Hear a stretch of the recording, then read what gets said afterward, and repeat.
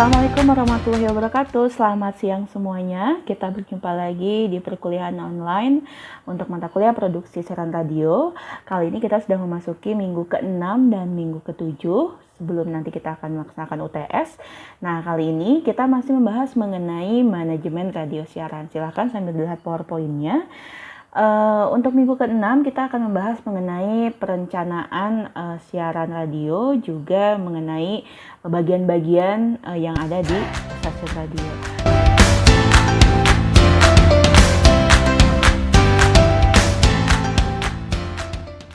Nah, untuk perencanaan kita bisa melihatnya dalam 3 bentuk, ada yang bersifat bulanan, pekanan atau mingguan, juga harian.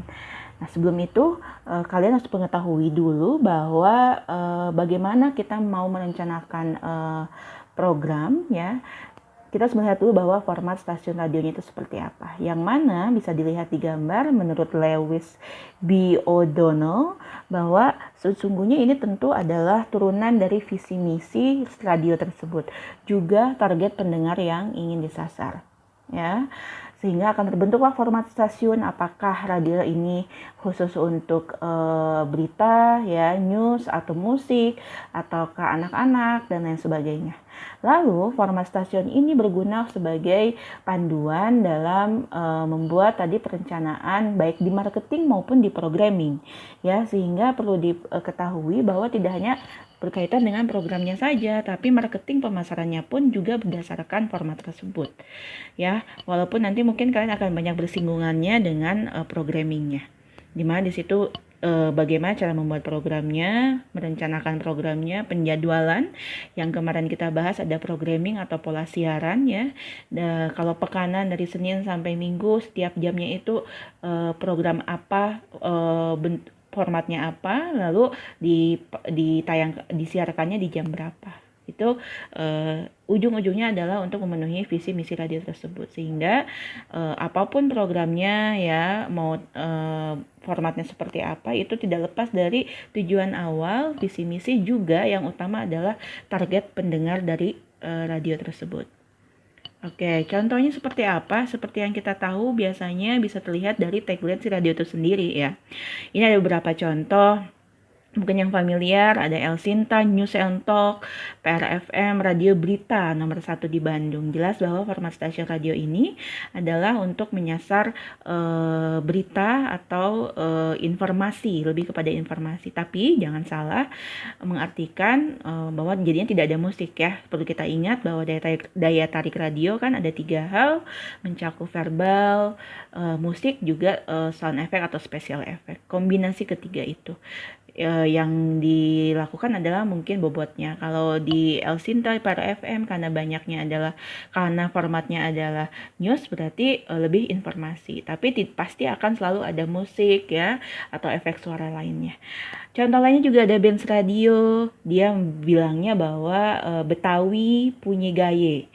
Ya, terlihat bahwa di sini radio ini adalah fokus kepada khas dari Betawi, gitu, ya. Hal-hal yang berkaitan dengan Betawi, pasti penyiarnya pun akan bersiaran dengan gaya Betawi. Musik-musiknya juga mungkin akan ada musik-musik daerah Jakarta atau Betawi. Ada juga yang lainnya yang tentu kalian lebih familiar, ada Os Radio, Prambors, Hard Rock, dan lain sebagainya. Itu mungkin yang menonjol adalah musiknya. Your number one hits radio station, ya, musik lebih banyak, berarti bobotnya adalah acara kontennya musik, gitu, ya.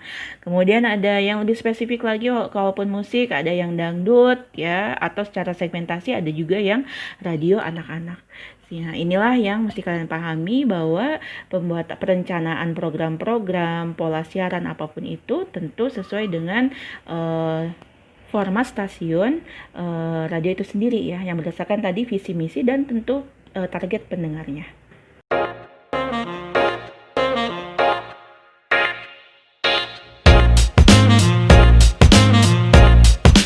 Nah, tadi dikatakan bahwa dibuat biasanya ke dalam 3 bentuk, ada bulanan, pekanan, dan harian.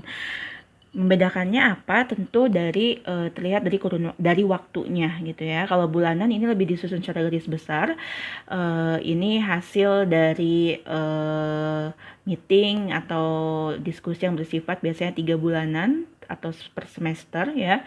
Di sini tadi lebih hal-halnya belum mendetail, lebih cara garis besar, disesuaikan dengan kondisi radio tersebut, target, pendengar, visi misi atau hal-hal lain mungkin dari bidang marketing ataupun programmingnya. Baik juga bisa juga berdasarkan evaluasi dari sebelumnya, yang mana kita ketahui di materinya, yang materi minggu lalu ada yang namanya survei ya. Survei ini bisa menjadi bahan evaluasi yang mana bisa diterapkan hasilnya ke dalam perencanaan per 3 bulanan ini misalkan. Ya, selain itu juga ada rencana acara yang pekanan atau selama seminggu. Yang kita tahu juga bahwa ada pola siaran atau programming yang di situ tabelnya itu adalah memperlihatkan hari Senin sampai Minggu lalu jam-jamnya. Ya, itu agar lebih mudah melihatnya dan lebih mudah untuk memetakan program apa ditayangkan hari apa, jam berapa. Kenapa seperti itu? Karena kita tahu bahwa radio ini kan harus tepat sasaran ya, harus sesuai dengan kegiatan si pendengarnya. Kalau kita tahu yang kemarin juga lebih mudahnya misalkan ada pagi, pembagiannya siang, sore, dan malam. Ya, pola itu kita lihat, lalu untuk menyusun jadwal siarannya pun sesuai dengan hal tersebut.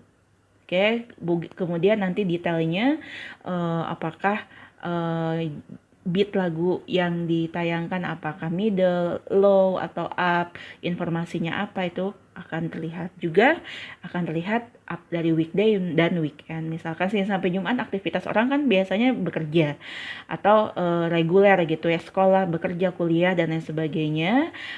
Untuk Sabtu Minggu pasti biasanya akan berbeda. Apakah libur ya, secara mayoritas gitu ya, apakah libur sehingga dalam artian mereka banyaknya di jalan, mungkinnya kita akan temani dengan lebih banyak musik ataupun tadi informasi tentang lalu lintas, kemacetan, dan lain sebagainya. Nah, kalau untuk juga keterangan apakah itu live atau direkam, juga dicantumkan nama-nama penyiar, operator yang bertugas di program tersebut. Kalau rencana acara harian itu lebih detail lagi ya, dimana di situ juga sudah tentu ada judulnya apa, kemudian siapa produsernya, penyiarnya siapa, MD-nya ya, siapa yang bertugas hari itu gitu ya. Kemudian juga playlistnya, musik playlistnya biasanya dibuat oleh MD, daily playlist biasanya per hari ya, dari pagi sampai malam. Itu tadi sesuai dengan programnya, karena untuk apa gunanya, tentu agar lagu-lagu yang dipilih itu juga ada ketentuannya, misalkan berapa jam sekali baru boleh lagu itu diputar kembali, atau mungkin berbeda, mungkin kalau lagu itu memang sedang dipromosikan akan lebih sering disiarkan ya. Kemudian tadi kalau pagi mungkin beatnya yang up, kalau siang lebih ke middle, kalau malam musiknya lebih ke low. Oke, kemudian hal-hal lainnya sampai detail ya, sampai juga tetap siapa penyiarnya, kalau itu bisa news siapa pembaca beritanya, kemudian hal-hal lain. Ini ada contohnya playlist salah satu program di Mega Suara namanya Laladon. Kita bisa lihat kalian bisa lihat lebih detail bahwa di situ selain judul-judul lagunya ya, juga akan dilihat misalkan presenter show ya, itu di jam 7:08 itu artinya dibuka oleh si penyiar. Lalu iklan dan promo, kemudian lagu, ada ad-libs ya, kemudian juga ada hotline news dibacakan berita. Nah, ini adalah panduan baik untuk penyiar, untuk operator, produser dalam menyiarkan program di jam tersebut.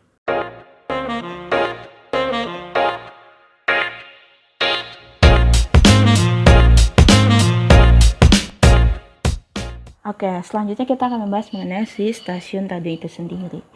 Nah, ini ada beberapa poin yang mana perlu dipahami bagaimana untuk mengelola manajemen radio siaran. kata kunci yang selalu kita ketahui adalah pendengar, gitu ya. Karena ada pendengar adalah alasan adanya sebuah stasiun radio siaran. Nah, tadi yang kita bahas mengenai perencanaan itu harus dilakukan sebaik mungkin. Mengapa? Dengan perencanaan yang baik akan muncul program-program yang baik, di mana beberapa hal yang bisa menonjol itu menjadi karakter dari si radio tersebut yang sesuai dengan pendengarnya, ya. Kalau kita sudah bisa, misalkan kalau dari sisi penyiar, verbalnya, lisannya, kalau kita sudah bisa menyesuaikan, menyeting, memilih penyiar yang sesuai dengan pendengar kita, maka si pendengar itu akan betah mendengarkannya. Atau si penyiar inilah menjadi yang menonjolkan sifat radio yang akrab sebagai teman, gitu ya. Itu bisa melalui si penyiarnya tentu. Ya, kalau kita misalkan radionya radio anak muda, tentu si penyiarnya tidak boleh kaku. Dia harus tahu juga bahasa-bahasa kekinian, bahasa gaul, intonasinya, gayanya pun akan sesuai. Bayangkan jika memang dipaksakan atau dibuat-buat gitu ya, atau bahkan tidak sesuai. Sudah tahu segmennya anak muda, tapi penyiarnya secara usia mungkin sudah lebih dewasa, atau secara gaya percakapan akan lebih kaku. Dijamin si penyiar pun tidak merasa siaran itu untuk dirinya. Tidak muncul keakraban gitu ya. Untuk dari segi musik juga sama, pemilihan daily playlist setiap harinya atau di setiap programnya. Mungkin kalian juga selalu pernah ada momen ketika kalian mendengarkan radio, lalu kalian merasa kalian tidak ganti channel gitu ya. Ketika kalian mendengarkan radio, ada satu lagu berikutnya kalian juga suka, lagu berikutnya kalian suka lagi gitu ya. Padahal kalian merasa random gitu ya, loh ini saya cuma dengerin radio tapi kok lagu-lagunya saya suka semua gitu. Nah, itu adalah keterampilan dari musik director terutama dalam memilih playlist lagu gitu ya. Bayangkan kalau kita lagi dengerin radio, lagu pertama kita suka, lagu kedua nggak suka, tetap bertahan kita dengerin siarannya, ketiga keempat nggak suka, pasti akan dipindahkan gitu ya. Kemudian juga tapi perlu dipahami juga memang kalau radio swasta terutama ya juga membutuhkan iklan, spot iklan gitu ya. Tapi jangan sampai program-program atau format siarannya itu lebih untuk menguntungkan pihak pengiklan ya, yang kita pegang tentu pendengar. Yang mana kalau nanti pun data akan menunjukkan kalau memang radionya bagus sesuai dengan targetnya, maka pendengarnya pun akan banyak gitu ya. Dan itu menjadi acuan untuk pengiklan agar dapat beriklan di radio tersebut. Keberhasilan dan kegagalan sebuah stasiun radio yaitu bagaimana pendengar memandang sebuah stasiun radio tadi. Ya, sehingga perlu diingat kombinasi daya tarik dari hal-hal yang dibuat di program radio itu harus sesuai dengan pendengar. Atau secara waktu ya, kita ingat lagi materi lalu gitu ya, ada sederhananya pagi, siang, sore, malam gitu ya. Itu rumusan yang memudahkan untuk bagaimana kita menempatkan program yang sesuai dengan kegiatan si pendengar. Lalu ada juga pahami penyensoran diri. Radio sebagai salah satu media massa ya, itu yang perlu selalu kita ingat. Dia harus juga mampu untuk penyensoran diri sendiri, yang mana kalau seperti kita tahu bahwa media massa harus menyampaikan semuanya tentu berdasarkan informasi yang akurat ya. Kalaupun musik yang sesuai dengan norma dan lain sebagainya, hal-hal tersebut itu harus radio pun menyensor dirinya sendiri. Apabila merasa ada informasi yang memang tidak akurat, sebaiknya ya kita tidak disiarkan, di-cut gitu ya. Atau kalau sudah terlanjur disiarkan, kita konfirmasi. Intinya adalah sebagai bagian radio sebagai pers, bagian dari pers itu menjadi kontrol sosial juga. Fungsinya jangan dilupakan. Sehingga harus mampu untuk melakukan penyensoran diri sendiri. Kemudian untuk jaminan informasi yang disiarkan itu akurat, tadi berkaitan dengan penyensoran diri juga ya. Bagaimana dia mampu melakukan research atau mencari informasi tentu ke narasumbernya langsung melalui interview live by phone ya, atau dijadikan naskah. Itu sama saja kegiatan jurnalistik Sehingga perlu ditonjolkan prinsip-prinsip jurnalistik seperti kejujuran, akurat, nilai-nilai beritanya juga ada. Oke, jadi intinya adalah sebuah stasiun radio yang hidup, tumbuh karena adanya pendengar, juga harus yang utamanya adalah melayani si pendengar itu sendiri. Lalu ada beberapa bagian dari pejabat dibilangnya atau tim kru gitu ya dari stasiun radio siaran. Mungkin kalian familiarnya nanti terlihat dari struktur organisasinya.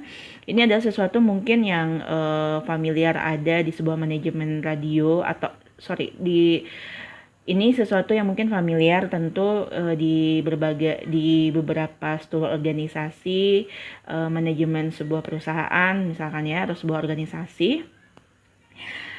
Mungkin yang menarik di sini tentu ada manajer, direktur program ya. Tadi mungkin pembagiannya biasanya garis besarnya ada yang bagian programming, ada yang bagian marketing gitu ya, atau hal-hal yang administratif dan hal-hal yang bersifat produksi atau program. Kemudian teknis juga tentu menjadi hal yang penting karena berkaitan dengan alat, apalagi kalau memang masih menggunakan konvensional ya, berkaitan dengan sinyal, dengan alat pemancar ya, ataupun nanti kalau ada gangguan udara seperti apa, gangguan cuaca itu. Nah, kemudian juga tadi yang tidak bisa dilepaskan adalah pemasaran atau marketing, yang mana itu juga harus dipikirkan, sesuaikan dengan format si radio itu seperti apa. Ada bagian produksi, tentu produk dari sebuah radio adalah program-programnya. Kemudian juga spesifik mungkin ada pembagian, ada berita, ada hal yang lebih kreatif atau artistik ya. Kalau direktur berita bertanggung jawab untuk program berita, current affair, mengawasi pekerjaan reporternya atau jurnalisnya ya, dan semua hal yang berkaitan dengan news. Kalau direktur kreatif itu lebih kepada hal-hal yang bersifat naskah-naskah kreatif ya, menulis dan mengawasi penulisan iklan, biasanya juga ada tupoksinya, ada SOP-nya, apalagi brief dari klien itu yang utama.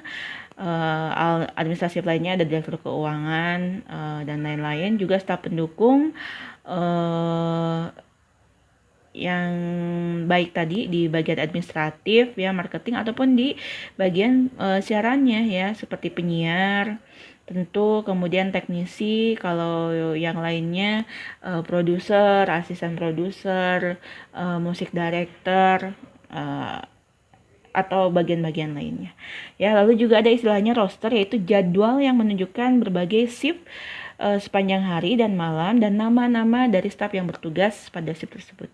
Ya, karena kita tahu juga radio ini kan sama seperti media lainnya, dia running ada yang 24 jam atau biasanya tentu dari pagi subuh sampai tengah malam. Nah, sehingga perlu dilakukan penjadwalan untuk para timnya.